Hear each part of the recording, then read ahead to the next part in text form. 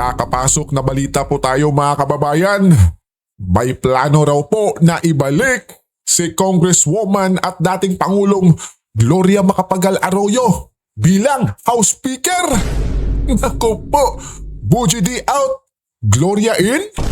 Naku po mga kababayan. Kaya naman nang nalaman to ng kampo nila Dilima, lalong-lalo na si Tidyo, ay naku po, ang umano'y motibo ng kudita ay isalba sa impeachment si VP Sara. Tila may nag-iiyakan na mga kababayan, no? Or kinakabahan. Di po ba? Narito, pakinggan natin ang balitang to hatid ng Bilyonaryo News Channel. Umuugong na naman ang usapin ng kudita sa Kamara at paraan di umano ito para mailigtas si VP Sara sa impeachment. Ayon sa mapagkakatiwalaang source ng Bilyonaryo News Channel, nabuko ang pag-uusap ni na dating Pangulo at Pampanga 2nd District Representative Gloria Macapagal Arroyo at Vice President Sara Duterte. Matatandang tong 2018 nang magkaroon din ng tensyon sa Kamara. Bago kasi magsimula ang sona ni dating Pangulong Rodrigo Duterte, ay nagbotohan ng mga mambabatas na patalsikin si Noy Speaker Pantaleon Alvarez. Si Arroyo ang pumalit at malakas ang ugong noon na si VP Sara na Noy Davao City Mayor ang nasa likod ng pagpapatalsik kay Alvarez. 2022 naman nang manalo ang unity team ay pumorma umano si GMA na muling maging speaker.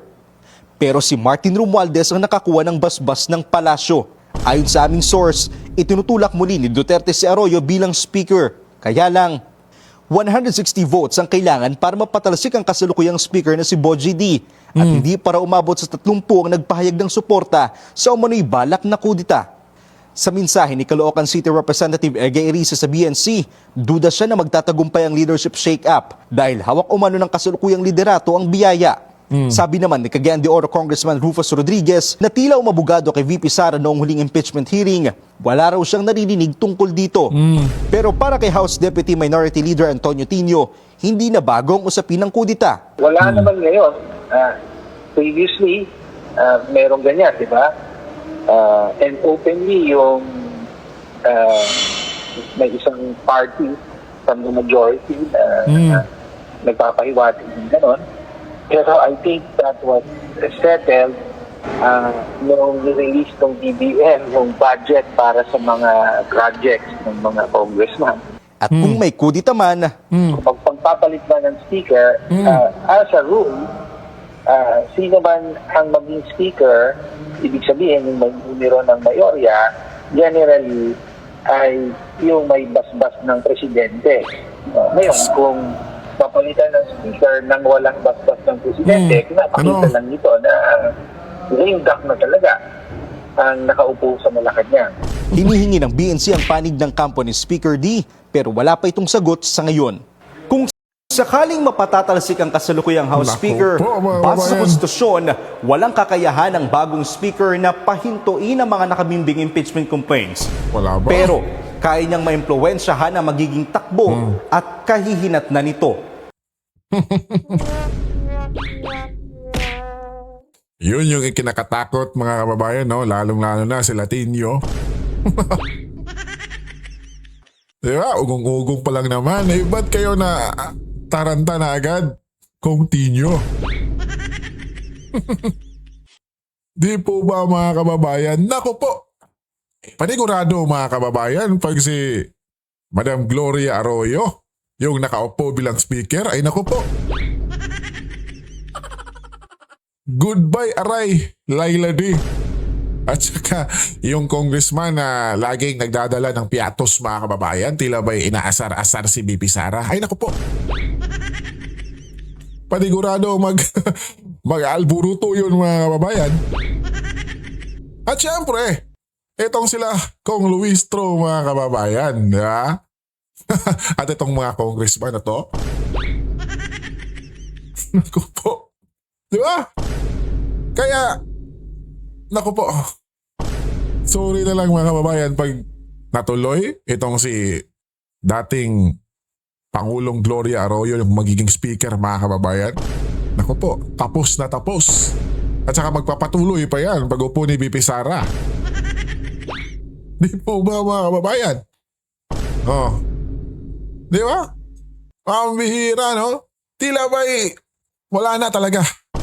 Wala na talagang pag-asa sila sa impeachment ni VP Sara, mga kababayan, kung mangyari man itong ikinababahala nilang kudita sa Kamara at si Madam Gloria ang uupo bilang speaker, mga kababayan. Nako po, exciting to ha?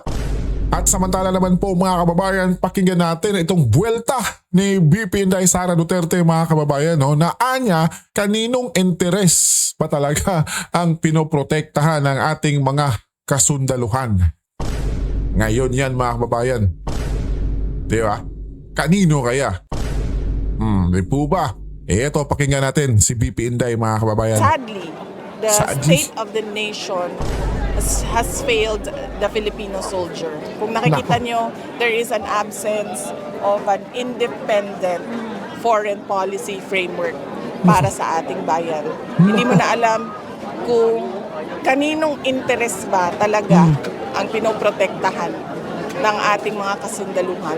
Ma'am, with regards sa Tama. itong araw ng kagitingan, how crucial it is, ma'am, nga taliwala sa kadugay na sa panahon, ma'am, no, nga sakripisyo itong mga war veteran, that we will continue to remember their sacrifice, especially, ma'am, kanisa to ang mga kabatanunan po. Okay.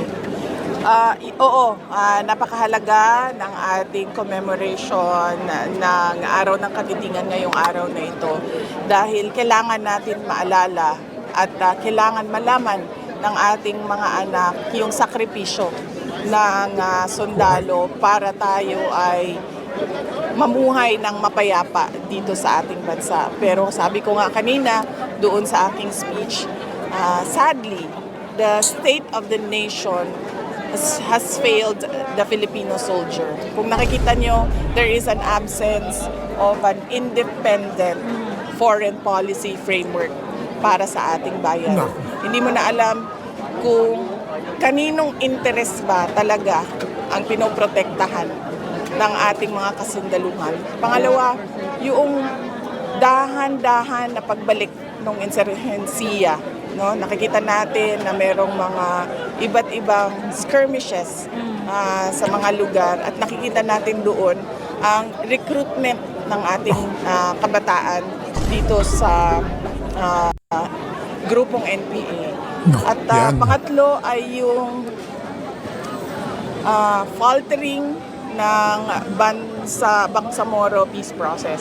Nakikita din natin dito na na-agitate na yung grupo ng MILF dahil hindi na nasusunod kung ano man yung mga napag-usapan at nakikita nila mabagal yung pagbabago doon sa kanilang lugar. Thank you, ma'am. We have Sir Argil from GMA. Sir Argil? Ma'am, good morning po. Ma'am, napapatuloy po na crisis ngayon, lalo na sa enerhiya at sa langis, ma'am. Ano po ba yung dapat na hakbang na gagawin pa ng pamahalaan kung maibsan itong nararamdaman ng kahirapan ng ating mga kababayan? Sa crisis ng langis, ma'am, ano pa ba dapat ang gawin ng ating pamahalaan upang maibsan yung nararamdaman ng kahirapan? Wait lang po muna, mga kababayan, ha. Naku po. Sobrang nakakabilib dito si VP Inday Sara Duterte, mga kababayan, no? Di ba? Sobrang init yan, mga kababayan, pero game na game pa din siyang magpa-interview. Di ba? Walang kaarte-arte, mga kababayan. Talagang pinapakinggan niya pa ng mabuti yung nag-interview sa kanya. Grabe, pambihira. Di ba? Saludo po sa inyo, Madam VP Inday. Talagang isang pangulo na talaga yung galawan ng isang VP Sara, mga kababayan, no? Di ba? Na may respeto. Kahit nasa mababang posisyon, mga kababayan, sobrang respetado niya. Di ba? Walang karte-arte, mga kababayan. Di katulad ng iba dyan. Di po ba? Hirapan ng ating mga kababayan. Paniwala ko kung ang tanong is ano pa dapat ang ginagawa ng pamahalaan, ay dapat tanungin natin ang ating Pangulo, no? Ano bang ginagawa niya para tulungan ang Anong ginawa ng mga Pangulo? kababayan natin na tinatamaan o nahihirapan dahil dito sa epekto ng krisis sa Middle East. Thank you. Last question. VP, sa latest WR numero survey, you are leading for the presidential this 2028. Any comment? Alam niyo, sa totoo lang, sinabi ko na dati, no, ako mismo hindi ako nagpapasurvey. Dahil unang-una mahal yung pagpapasurvey. At pangalawa, itong mga survey na ito, hindi natin alam kung totoo ba talaga yung kanyang data, kung ano yung nakikita dyan sa iba't ibang komunidad natin sa buong bansa. Pero, sabi ko nga, lagi, nagpapasalamat ako at kami sa tanggapan ng pangalawang Pangulo sa patuloy na suporta at pagtitiwala ng ating mga kababayan sa aming kakayahan para magbigay ng makatotohanan na serbisyo. Alright, thank you. Yun lang. Ito lang. Ay, ma'am, libreng dagdagan sakay. ninyo. Oo, libreng sakay daw po, ma'am, magpapatuloy pa. Ibang klase talaga mga kababayan. O, dagdagan pa ninyo yung tanong. Baka may masabi kasi yung iba dyan Di ba mga kababayan, katulad nila Palsis. Yung inaabangan nila talaga yung salita ni BP Sara. Eto na Attorney, naghahamon pa ng interview itong si BP Sara. Di katulad ng ating mahal na Pangulo mga kababayan na wait. Di po ba mga kababayan? Tapos magpa-interview yung ating mahal na Pangulo. Ay naku po, tila ba'y dapat naka-scripted ka? Alam na niya yung tanong mo? Ang bihira, di po ba mga kababayan? Maraming nakapansin yan Di ba? Di katulad itong si BP Sara mga kababayan. Ay naku po, game na game. Lalong-lalo na dito sa harap ng media, kabayan. Po ba daw, amidst the oil crisis na ito ang nasinati karon, ma'am? Ang tanggapan ng pangalawang Pangulo ay merong proyekto na libreng sakay para sa lahat. At ito ay isang proyekto na sinimulan namin noong 2022 dahil nakita namin na kailangan talaga ng tulong ng ating mga kababayan in Correct. terms of savings sa daily expenses nila. At ito ay tutuloy, lalo na ngayong merong krisis at merong sobra at bigla ang pagtaas ng presyo ng mga produkto. VP, update na lang dun sa 2028 elections. May ka na ba? Initial list sa 12 senators slate mo or possible mas marami pa sa 12? Wala. Wala pa akong senators. Merong mga nagpahayag na interesado sila na magsama kami kung sakaling ako ay tumakbo at sila din ay tatakbo. Pero kung sasabihin mo na meron na talagang listahan at meron na talagang usapan, walang ganoon para sa senators list Wala pang opisyal mga kababayan. sa elections sa 2028. VP, can you name them po? Yung nag-present na.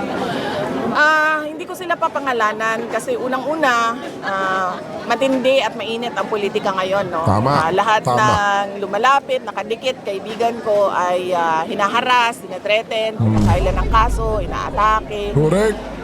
So hindi ko sila papangalanan. Unang-una dahil dyan. Pangalawa, dahil kaming lahat ay presumptive candidates pa lang. Dahil wala pa namang filing ng Opisyal. candidacy. So hindi Correct. natin alam kung matutuloy ba talaga yung pagtakbo nila or hindi. Antayin natin sa darating na, at malapit na yon, darating ng period of filing ng malapit na candidacy yun. sa susunod taon. Yan, gandun lang. Sa susunod na taon. Last na lang, VP, kailan ang right time na i-declare mo yung vice president mo? Running mate yung right time? Kailan? Magandang tanong to. Kabayan. Kung ready, kung meron na, dahil sa ngayon wala pa naman ako vice president na candidate na kasama, kung meron na at ready na siya, na Nako. magpahayag na siya ay tatakbo bilang Nako. Vice President. Thank you. Thank you, ma'am. Papababa pa ang presyo ng Price. Real prices na. Mapapababa siya kung magagawa nila ng paraan yung problema sa supply doon sa Middle East.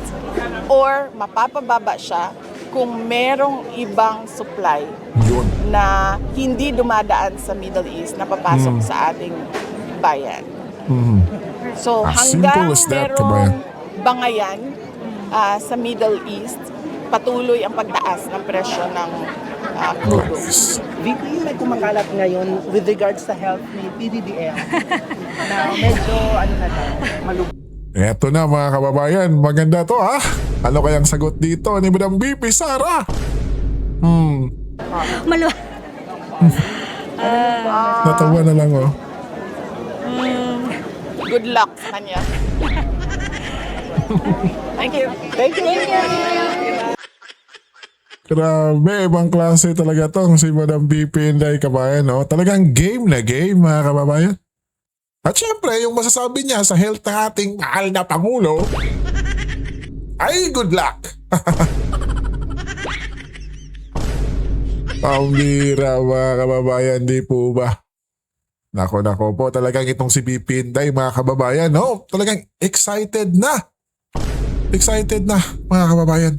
At syempre tayo din mga kababayan ay excited na rin. Ikaw ba? Excited ka na rin mga kababayan? Di po ba? Panigurado kasi na masusolusyonan ni BP Inday yung mga nangyaring hindi maganda kayo sa ating bansa. Yeah. Lalong-lalo na itong crisis na pinagdaanan natin ngayon mga kababayan. Panigurado yan. Panigurado. Samantala naman mga kababayan, Auntie Claire Castro to the rescue. Sa pahayag ni BP Sara na nabigo ng pamalaan ang mga sundalo. Naku po mga kababayan, no? To the rescue agad tong si Auntie Claire. Anya mga kababayan, the Vice President cannot speak for the entire active members of the AFP.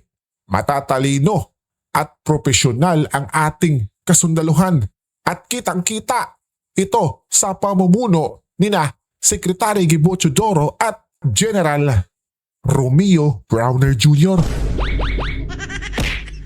Naku po mga kababayan, to the rescue agad, no? Grabe itong Santa Clara talaga mga kababayan, no? Di ba? Talagang inihintay yung mga birada ni BP Sara sa kanila. Siyempre, walang ibang tagatahol yung ating pamalaan ngayon kundi ito si Auntie Claire mga kababayan. Di po ba binigyang diin PCSO Claire Castro na hindi maaaring magsalita si BP Sara para sa lahat na aktibong miyembro ng Armed Forces of the Philippines dahil ang mga kawal ay matatalino at profesional sa ilalim ng pamumuno nila Gibo at Browner Jr. mga kababayan. Ayon pa kay Castro, ang tunay na mandato ng mga sundalo ay magsisilbing sa sambayanan ayon sa batas at hindi para sa political na interes ng isang pamilyang nagnanais na agawin ang kapangyarihan. Ako po tila bumuelta pa mga kababayan na agawin ni BP Sara yung kapangyarihan. Naku po, Madam Claire, hinimok niya ang mga kasundaluhan na mananatiling walang kinikilingan di umano. Mag-sure, Auntie Claire. Hinimok niya mga kababayan, mga kasundaluhan na mananatiling walang kinikilingan at unahin ang kapakanan ng bansa, partikular sa West Philippine Sea. Diba mga kababayan, mambihira, no? Talagang bumibira talaga itong si Auntie Claire. Kaya hanggang ngayon mga kababayan, di ito tinanggal. Di ba? Mga kababayan, hindi pinalitan. Kasi kahit mali-mali mga kababayan, go na go itong si Auntie Claire Di ba? Kahit nagmumukhang tanga-tangahan na mga kababayan, ay di po ba go pa rin. Kahit grabe yung reaksyon mga kababayan sa comment section, I still go pa rin itong si Auntie Claire mga kababayan. Di ba na alam naman natin noon to mga kababayan ay binibira din tong si Pangulong Marcos, di po ba? Pero Pero ngayon, eto na, kain suka. Ang bihira talaga mga kababayan, no? Di ba? Iba talaga ang nagagawa ng mali-malitang pera. O ba? Di natin alam mga kababayan. Hindi po ba? Kasi hanggang ngayon grabe mga kababayan, no? Hanggang ngayon, still anti-clear pa rin yung tagapagsalita ng palasyo. At yun na nga po mga kababayan, sobrang nakaka-excite kung mangyari man ito kabayan na itong si dating Pangulong Gloria Macapagal Arroyo ay magiging speaker na. Ay naku po, talagang lagot na lagot sila. Di ba? Yung inaasahan lang talaga nila na makapagbabagsak kay BP Sara mga kababayan ay itong impeachment kasi. Di ba? Pag ma-impeach itong si BP Sara kabayan ay naku po, wala na, hindi na makatakbo itong si Inday. Pero dumating pa itong ugong-ugong napapalitan na itong si Buji D bilang speaker mga kababayan ay naku po. Lalong sasakit yung ulo nila Ruistro mga kababayan. Panigurado yan, lalong-lalo na sila Dilima. At yung si Congressman Giwe, kabayan, yung nagdadala ng piatos, ay nako po. At syempre si Tinyo mga kababayan, di ba? Panigurado sila yung unang pag-aalburuto ukol dito mga kababayan. Nako po talagang mga kababayan, no? Tinulungan na ng poong may kapal itong si BP Sara mga kababayan. Di ba? Matakin mo naman mga kababayan, grabe yung pang-aapi nila sa ating Vice Presidente na future president natin. Di po ba? So ngayon mga kababayan, tila ba'y umaayo na ang lahat kay BP Sara. Kita nyo naman yung Supreme Court mga kababayan. Ay di ba, tinanggap yung tila ba'y reklamo ni BP Sara na dapat yung kanyang impeachment ay ipapatigil na. At syempre, agad namang nag-response yung Korte Suprema mga kababayan at pinapasagot ng 10 days itong Kongreso mga kababayan, itong mga kongresista na nag-file ng impeachment kay BP Sara mga kababayan. Di ba? At syempre, binigyan si BP Sara ng magagaling na abogado mga kababayan. Di ba? At syempre, ang daming tagapagtanggol mga kababayan, lalong-lalo na si Senator Marcoleta. Di ba? Kahit wala dito si Tatay Digong mga kababayan, kahit napapunta na nila sa dahig mga kababayan, nako po, eto ang dami pa rin tumutulong sa mga Duterte. At ang dami pa rin tumulong mga kababayan na maibalik talaga ang ligasiya ng isang Duterte sa ating bansa. Kaya lahat na lang gagawin nila mga kababayan, panigurado yan. Diba?